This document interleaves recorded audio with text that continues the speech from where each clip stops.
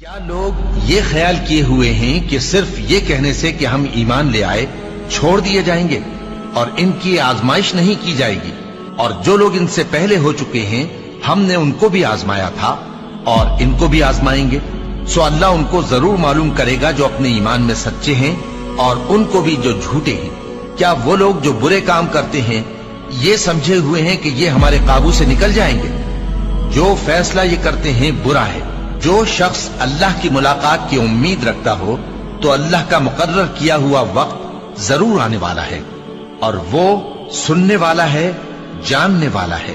اور ہم کسی قدر خوف اور بھوک اور مال اور جانوں اور میووں کے نقصان سے تمہاری آزمائش کریں گے، اور صبر کرنے والوں کو بشارت سنا دو کہ ان لوگوں پر جب کوئی مصیبت واقع ہوتی ہے تو کہتے ہیں کہ ہم اللہ ہی کا مال ہیں اور اسی کی طرف لوٹ کر جانے والے ہیں۔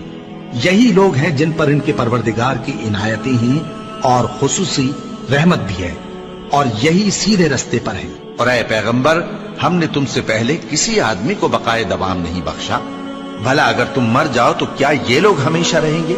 ہر شخص کو موت کا مزہ چکھنا ہے، اور ہم تم لوگوں کو سختی اور آسودگی میں آزمائش کے طور پر مبتلا کرتے ہیں، اور تم ہماری طرف ہی لوٹ کر آؤ گے۔ کوئی مصیبت زمین میں اور خود تم پر نہیں پڑتی مگر بیشتر اس کے کہ ہم اس کو پیدا کریں ایک کتاب میں لکھی ہوئی ہوتی ہے، اور یہ کام اللہ کو آسان ہے، تاکہ جو فائدہ تمہیں حاصل نہ ہو سکا اس کا غم نہ کھایا کرو، اور جو تم کو اس نے دیا ہو اس پر اترایا نہ کرو۔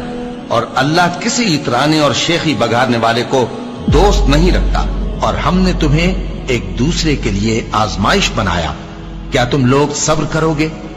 اور تمہارا پروردگار تو دیکھنے والا ہے۔ اے اہل ایمان، تمہارے مال و جان میں تمہاری آزمائش ضرور کی جائے گی، اور تم اہل کتاب سے اور ان لوگوں سے جو مشرک ہیں بہت سی ایذا کی باتیں سنو گے، تو اگر صبر اور پرہیزگاری کرتے رہو گے تو یہ بڑی ہمت کے کام ہے۔